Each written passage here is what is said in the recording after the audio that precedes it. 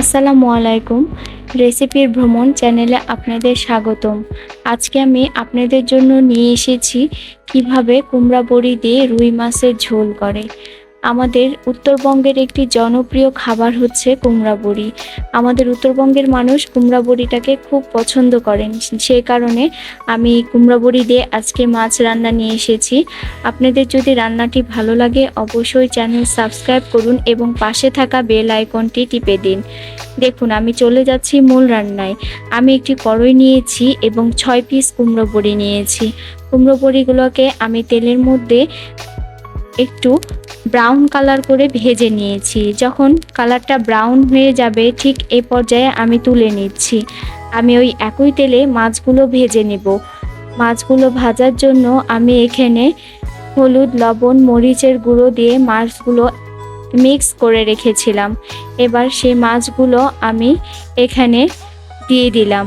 মাছগুলো যখন আমার ভাজা হয়ে যাবে ঠিক এ পর্যায়ে মাছগুলোকে তুলে নিয়েছি।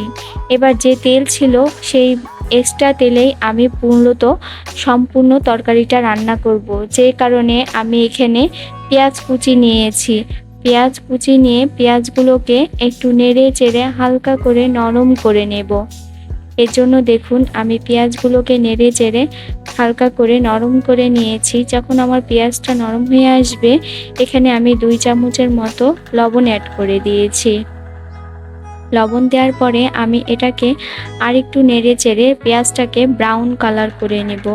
আমার পেঁয়াজটা যখন ব্রাউন কালার হয়ে আসবে ঠিক এ পর্যায়ে আমি অন্যান্য মশলা সব অ্যাড করব। আমি এখানে আদা, রসুন, জিরা পেস্ট করে রেখেছি সেটা অ্যাড করে দিলাম 3 চামচের মতো। দেখুন আদা, রসুন, জিরে আমি 3 চামচের মতো দিয়ে দিয়েছি। দিয়ে হালকা করে নেড়ে চেড়ে আমি মশলাটা কষিয়ে নিচ্ছি। এখানে পানি অ্যাড করিনি। প্রথমে আমি আদা, রসুন, জিরাটার গন্ধ যাতে একটু না লাগে যে কারণে এগুলা হালকা করে ভেজে নিয়েছি। এবার আমি এখানে 2 চামচ হলুদের গুঁড়ো অ্যাড করলাম।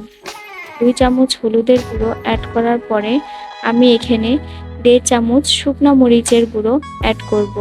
যেহেতু বড় মাছ সেই কারণে আমি শুকনো মরিচের গুঁড়ো অ্যাড করেছি। বড় মাছ শুকনো মরিচের গুঁড়ো দিয়ে রান্না করলে অনেক ভালো লাগে। আবার অনেকে কাঁচামরিচ খান, আপনারা কাঁচামরিচ পিষেও দিতে পারেন। দেখুন আমার মশলাটা নিচে লেগে আসছে যে কারণে অল্প কিছু পানি অ্যাড করে আমি মশলাটা আরও কিছুক্ষণ কষিয়ে নেব। মশলাটা আমি এখানে 3 মিনিটের মতো কষিয়ে নিয়েছি। মশলা কষানো হয়ে গিয়েছে।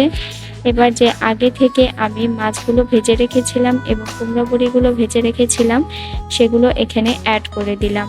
দিয়ে নেড়ে চেড়ে ভালো করে এর সঙ্গে মিশিয়ে নিয়ে আমি এটাকে হালকা একটু পানি দিব, দিয়ে ঢাকনা দিয়ে ঢেকে দেব।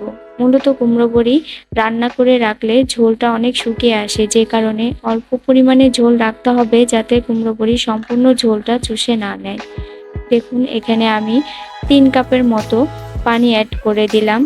দিয়ে আমি এবার ঢাকনা দিয়ে ঢেকে দেব।